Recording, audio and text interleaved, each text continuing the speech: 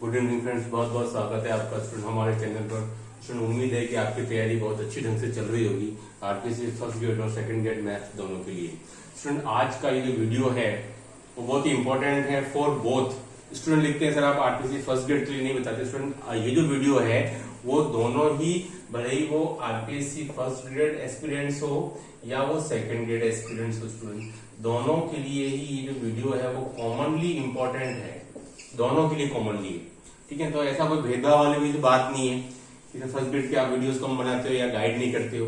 चलिए student, video बहुत important है। मैं आपको आज जो बताऊंगा वो ये है कि आपकी जो बीएससी की जो टॉपिक्स हैं, बीएससी की जो टॉपिक्स हैं, भले वो आपके सेकंड ग्रेड के हो या फर्स्ट ग्रेड के हो, वो आपको किस ऑर्डर में पढ़ने हैं, है ना, किस ऑर्डर में आप पढ़ें जिससे कि आपको सहूलियत हो और क्वेश्चन मिलने की भी संभावना ज्यादा हो।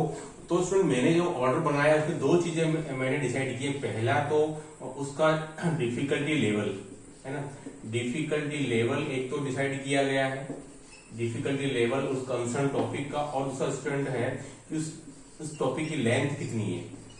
ठीक है, डिफिकल्टी लेवल और लेंथ दो के बेस पर मैंने ये एक ऑर्डर बनाया है जिसको कि अगर आप ध्यान रखें मेरे हिसाब से तो ये आपको ज्यादा फ्रूटफुल साबित होगा।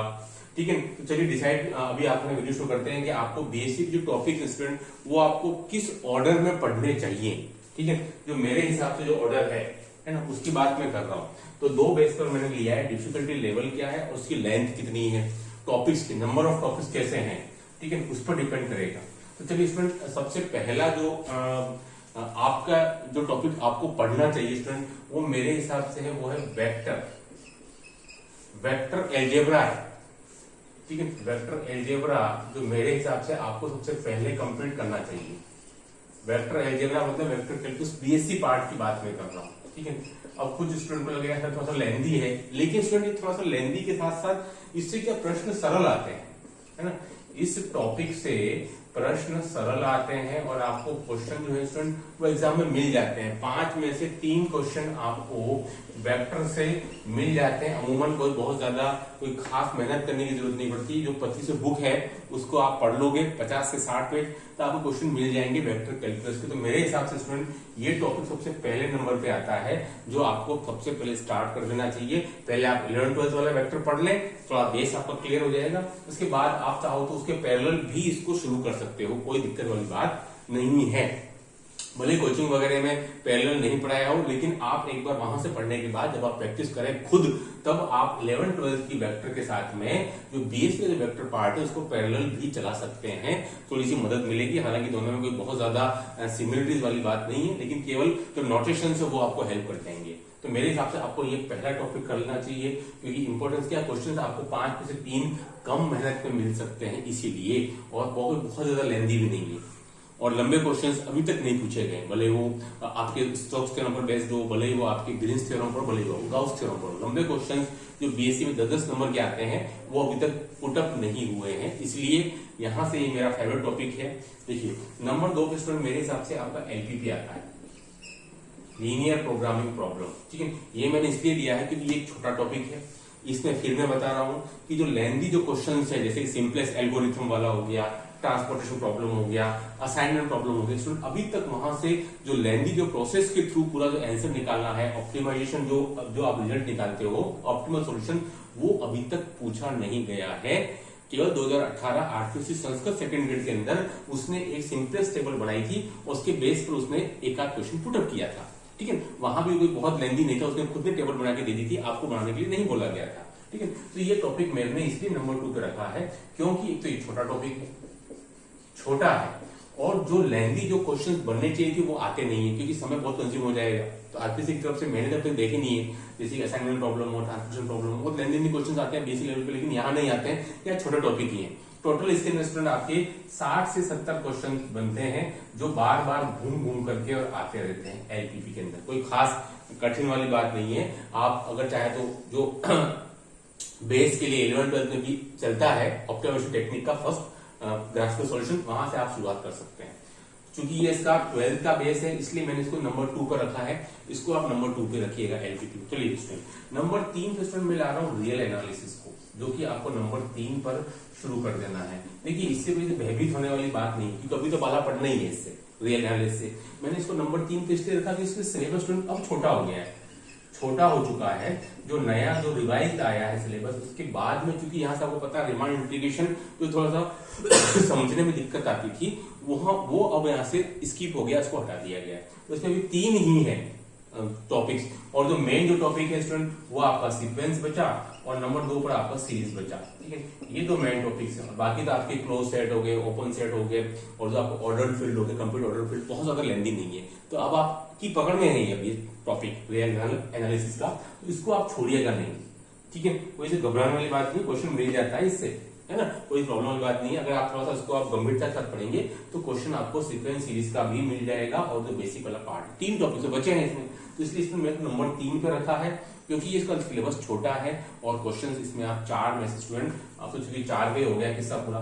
ठीक है, तो अब इसको आपको 4 में से क्वेश्चन आप आराम से ले सकते हैं।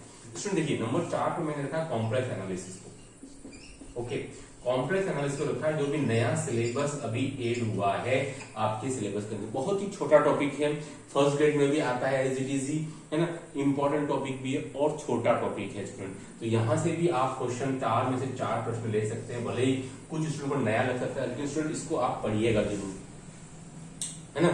मैंने जो 1100 एमपी क्वेश्चन तैयार किए स्टूडेंट, इसमें भी इसके बहुत ही शानदार क्वेश्चन है, क्योंकि ये क्वेश्चन एक टॉपिक, एक बहुत ही शानदार टॉपिक है। ये फर्स्ट ग्रेड में आता है, आपके नेट में भी आता है, सेट में भी आता है ना, और मतलब हर कॉम्पिटिटिव एग्जाम में आता था पहले ही। कॉम्प्लेक्स एनालिसिस एक बहुत ही इजी टॉपिक है, इसमें केवल आपको एक शब्द पकड़ लेना है, एनालिटिक फंक्शन।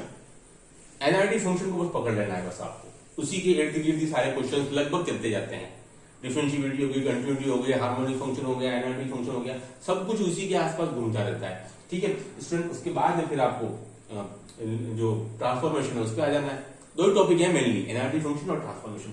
इसलिए मैंने इसको नंबर 4 पे रखा है मेरे लिए, क्योंकि ये छोटा टॉपिक है और नया टॉपिक है। नया टॉपिक है तो मुझे स्टूडेंट क्वेश्चन जो है वो टफ नहीं पुटअप होने चाहिए, और आपको मिल जाते हैं एनालिटिक फंक्शन के क्वेश्चन। अगर आप ज्यादा नहीं तो स्टूडेंट आप 2 क्वेश्चन तो इससे कम मेहनत में ही निकाल लोगे। 2 क्वेश्चन रखें, ज्यादा नहीं बता रहा हूं। अगर आपने एनालिटिक फंक्शन शब्द ही पकड़ लिया ना, अगर उसके 4 से 5 पेज कर लिया आपने ढंग से एनालिटिक फंक्शन के, तो आप 4 में से 2 निकाल लोगे आराम से। 4 में से 2 अगर आपने केवल एनालिटिक फंक्शन को ही पकड़ लिया, उसके 4 से 5 पेज हैं, ठीक है, 4 में से 2 अब बन जाएंगे आपके क्वेश्चन। ठीक है, तो ये हो गया कॉम्प्लेक्स एनालिसिस, सॉरी हाँ कॉम्प्लेक्स एनालिसिस। अब आ जाइए नंबर 5 पर। मैंने इस फर्स्ट जो मैंने इसको बांटा है, उसमें जो मेरा जो नेक्स्ट टॉपिक है वो है 3D वाला। नंबर 5 पे स्टूडेंट 3D कौन सा, बीएससी पार्ट का है, 11th 12th वाला नहीं। अब मैंने इसको नंबर 5 पे इसलिए रखा है, बहुत सारे टॉपिक से। एक तो ये नया है, नया स्टूडेंट क्योंकि स्फीयर है ना, स्फीयर आपके सर्कल से बिल्कुल लगभग मिलता जुलता है, कोई ज्यादा डिफरेंस वाली बात नहीं है। केवल आपको सिलेंडर और जो कौन है स्टूडेंट, वो बहुत ही स्मॉल टॉपिक्स हैं, छोटे टॉपिक्स हैं, दोनों ही मिला करके। दोनों में कोई बहुत ज्यादा लेंदी वाली बात नहीं है। जो सिलेबस नया आया है उसके अकॉर्डिंग भी स्टूडेंट इनके दोनों को मिला के लगभग आपके 40 से 50 क्वेश्चन बनते हैं, जो लगभग हर एग्जाम में रिपीट होते रहते हैं। इन दोनों की बात कर रहा हूं मैं, सिलेंडर और कौन की। स्फीयर का थोड़ा सा मामला ज्यादा हो सकता है क्योंकि ये बिल्कुल सर्कल से मैच खाता है। सिलेंडर और कौन, तो स्टूडेंट आप इसमें 4 में से 3 क्वेश्चन बहुत कोई ज्यादा मेहनत नहीं करके, इसके जो रेगुलर क्वेश्चन है जो हर बार कॉलेज लेक्चर तक में पूछे गए हैं सिलेंडर और कौन के, स्टूडेंट वहां से आपको ये मिल सकता है। इसलिए मैंने इसको 5वें नंबर पर रखा है।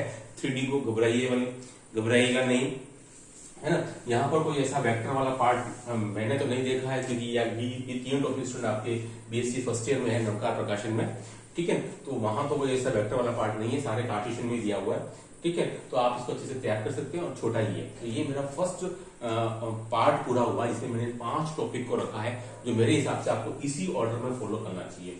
अब आज स्टूडेंट 6ठे नंबर पर, इसमें 6ठे नंबर पर मैंने रखा है न्यूमेरिकल एनालिसिस को रखा है।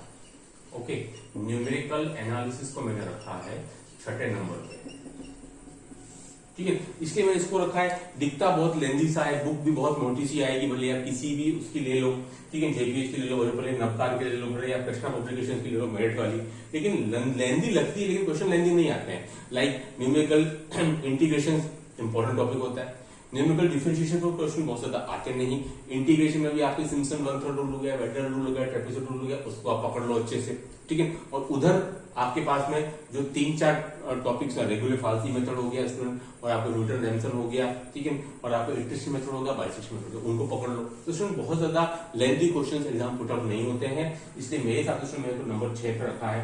इसको अगर आप अच्छे से पढ़ लोगे, ठीक है, पहला तो आपके क्वेश्चन ऑपरेटर से बन जाता है, दूसरा क्वेश्चन आपके जो इक्वल और अनइक्वल इंटरवल से बनता है, नंबर 3 क्वेश्चन न्यूमेरिकल इंटीग्रेशन बनता है, और नंबर 4 और 5, अभी तक क्वेश्चन 5 आते थे, नंबर 4 वाला जो 4 क्वेश्चन मैंने बताया वहां से, और नंबर 5 आपका डिफरेंस इक्वेशन से बनता था, ठीक है। ये अब चूंकि 4 आएंगे तो एक की तो कटौती होनी है ना। चलिए अब नंबर 7 स्टूडेंट देखते हैं। नंबर 7 में मैंने क्या रखा है, स्टैटिक रखा है स्टूडेंट, स्टैटिक्स, और नंबर 8 क्वेश्चन मैंने रखा डायनेमिक्स, है ना, ठीक है। ये मैंने दोनों एक साथ रखे हैं, स्टैटिक्स और डायनेमिक्स, ठीक है। देखिए स्टूडेंट ये काफी सरल है, कोई दिक्कत वाली बात नहीं। जो भी लेंथी क्वेश्चन है वो आपको स्किप कर देने, आपको पता है एग्जाम में आप वैसे भी नहीं कर पाओगे कि इतना समय भी नहीं होता है और उतनी जगह भी नहीं होती फॉर रफ पेज के लिए। कुछ चीजें आपको यहाँ थोड़ी सी याद करनी पड़ेंगी स्टैटिक्स और डायनेमिक्स के अंदर। कुछ जो स्टैंडर्ड रिजल्ट्स होते हैं वो आपको यहाँ याद रखने पड़ सकते हैं। इसके पहले टॉपिक में तो कुछ इतने खास नहीं थे, लेकिन यहाँ जरूर आपको कुछ थोड़ा सा याद रखना पड़ेगा स्टैटिक्स और डायनेमिक्स के अंदर। आप मेरे प्रीवियस वीडियो भी देख सकते हैं, वहां मैंने आपको बताया है कि कौन कौन से टॉपिक्स इंपॉर्टेंट है और क्या चीजें आपको याद रखनी है, ठीक है। देखिए नंबर 9 पर मैंने रखा है एब्स्ट्रैक्ट अलजेब्रा को, अमूर्त बीजगणित को, ग्रुप थ्योरी को, ठीक है। थोड़ा सा लेंथी सिलेबस आ जाता है स्टूडेंट, इसका लगभग 150 से 200 पेजेस हैं। तो यहाँ से स्टूडेंट, इसलिए मैंने इसको नंबर 9 पे रखा है कि थोड़ा सा मुश्किल होता है, ठीक है, क्वेश्चन अटेम्प्ट कर पाना एब्स्ट्रैक्ट अलजेब्रा के अंदर। लेकिन स्टूडेंट इसमें भी अगर आप बात करेंगे तो आपको उसको 2-3 टाइप से बांट सकते हैं। मैंने इसमें वीडियो बनाया हुआ है। पहला तो आपका बेसिक प्रॉपर्टीज जो ग्रुप है वो नंबर 1 क्वेश्चन बनता है। नंबर 2 क्वेश्चन आप ले लेंगे परम्यूटेशन ग्रुप ले लेंगे आप, है ना, परम्यूटेशन ग्रुप। नंबर 3 क्वेश्चन आप ले लेंगे होमोमोर्फिज्म और आइसोमोर्फिज्म वाला। ये 3 तो आपको अच्छे से तैयार कर ही लेने हैं, और अगर आप स्किप कर देते तो कोई दिक्कत वाली बात नहीं है। इसलिए इतना लेंथी सिलेबस है, आपको कौन सा टॉपिक है जिससे मुझे 4 में से 3 मिल जाए। तो मेरे ये 3 टॉपिक हो गए, बेसिक प्रॉपर्टी ऑफ ग्रुप, इसमें सब आ गया, ऑर्डर ऑफ ग्रुप आ गया, सारी प्रॉपर्टीज आ गई। देन परम्यूटेशन ग्रुप आ गया, साइक्लिक ग्रुप आप छोड़ सकते हैं, दूसरे आप कोसेट छोड़ सकते हैं, आप नॉर्मल सब ग्रुप छोड़ सकते हैं, लेकिन परम्यूटेशन ग्रुप करना है हमेशा। इसका क्वेश्चन बनता है एक होमोमोर्फिज्म आइसोमोर्फिज्म, ठीक है।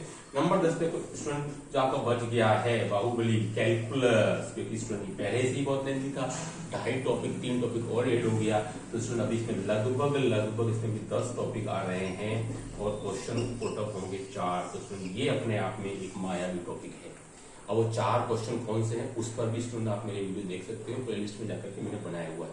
कैलकुलस के अंदर आंशिक अवकलन कर लेना है, अनंत स्पर्शी कर लेना है, 2 से बढ़ेगा क्वेश्चन, बहुत ही मेरे हिसाब से पूरा चांसेस है। इसके अलावा आप डबल और ट्रिपल इंटीग्रेट कर लो, 3 तो आपको करने हैं। उसके अलावा स्टूडेंट जो कर्वेचर नया ऐड हुआ है, पार्शियल जो आपको पीरियड इक्वेशन ऐड हुआ है, बहुत सारे नए क्वेश्चन ऐड हो गए हैं, लेकिन क्वेश्चन तो 4 ही आने हैं भाई, ठीक है। तो जो टॉपिक मैंने आपको बता रखे हैं वो आप अच्छे से तैयार कर लीजिए। क्वेश्चन मिलने की पूरी संभावना मेरे हिसाब से आना चाहिए। स्टूडेंट ये मेरे हिसाब से एक ऑर्डर है पूरे 10 टॉपिक का बीएससी पार्ट का। आपको कैसा लगा? Do like and subscribe my channel. और अगर आप मेरे उन 1100 क्वेश्चंस के लिए अगर आप इंटरेस्टेड हैं तो स्टूडेंट ये आप इस नंबर पर मुझे व्हाट्सएप कर सकते हैं। 5 तारीख को मेरा एक लॉट ऑफिस जाएगा, ठीक है। मैं आपको बता दूं ये आपका 800 रुपीज का पड़ेगा, ठीक है। सारी बातें मैं पहले क्लियर कर देता हूँ। और फिलहाल इसके साथ में आपको जो है वो रीट लेवल 2 के क्वेश्चन भी मिल रहे हैं फ्री ऑफ कॉस्ट, ठीक है। चलिए देखिए, do like and subscribe my channel. Okay, thanks.